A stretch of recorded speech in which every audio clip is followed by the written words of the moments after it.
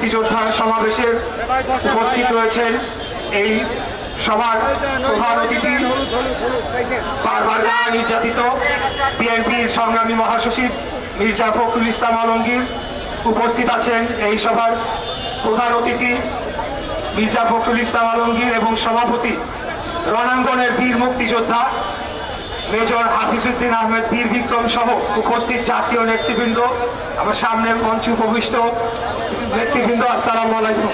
আমি প্রথমে মুক্তিযোদ্ধা দলের নেতৃবৃন্দকে ধন্যবাদ দিতে চাই আমার মতো একজন ক্ষুদ্র কর্মীকে আজকে এরকম একটি গুরুত্বপূর্ণ সভায় বক্তব্য রাখার সুযোগ দেওয়ার জন্য।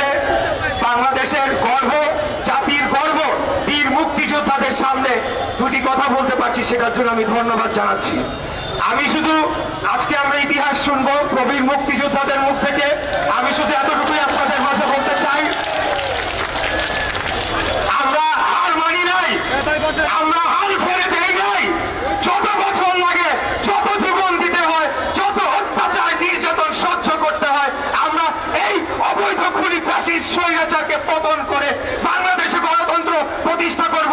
একজন মুক্তিযোদ্ধার সন্তান হিসেবে এই প্রতিজ্ঞা আপনাদের সামনে করতে চাই। আপনারা আমাদের জন্য দোয়া করবেন ইনশাআল্লাহ।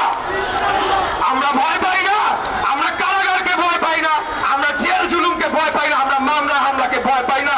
28শে অক্টোবর ভয়াবহ নির্যাতনে গুলির মুখে আমরা দাঁড়িয়ে থেকেছি, আমরা সাধারণ নিরস্ত্র জনগণ। আর এই খুনি ফ্যাসিস্ট স্বৈরাচারের লাঠিয়াল বাহিনী, এই পেটোয়া বাহিনী সাধারণ জনগণের বুকের উপরে গুলি চালিয়েছে, জনগণের ট্যাক্সের টাকায় কেনা। আমি বক্তব্য শেষ করে দিব। আমি শুধু এখানে উপস্থিত যারা পুলিশ ভাই রয়েছেন তাদের উদ্দেশ্যে বলতে চাই, আপনারা আগামী দিনে সাবধান হয়ে যান। আবার যদি আমাদের বুকে গুলি চালান, এরপরে আমরা পালায় পালায় ঘেরাও দিয়ে আপনাদের জবাব দিব ইনশাআল্লাহ। আপনারা কেন আমাদের উপর অত্যাচার করছেন? আমাদের ভাইদের গ্রেফতার করে নিয়ে যাচ্ছেন, একজনকে না পেয়ে তার বৃদ্ধ মাকে নিয়ে গিয়েছেন, কাউকে না পেয়ে তার অপ্রাপ্তবয়স্ক সন্তানদেরকে জেলে নিয়ে গিয়ে মামলা দিয়েছেন। আপনাদের পরিবার নাই।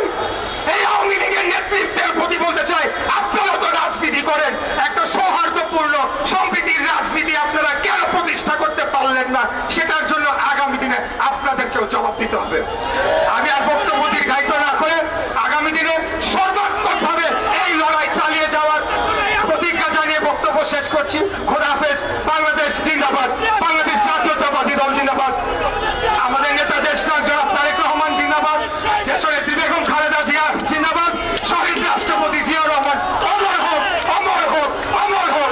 আজকে এই দিনে জিয়া তোমায় মনে পড়ে, লাল সবুজের পতাকায় জিয়া তোমায় দেখা যায়। আসসালামু আলাইকুম।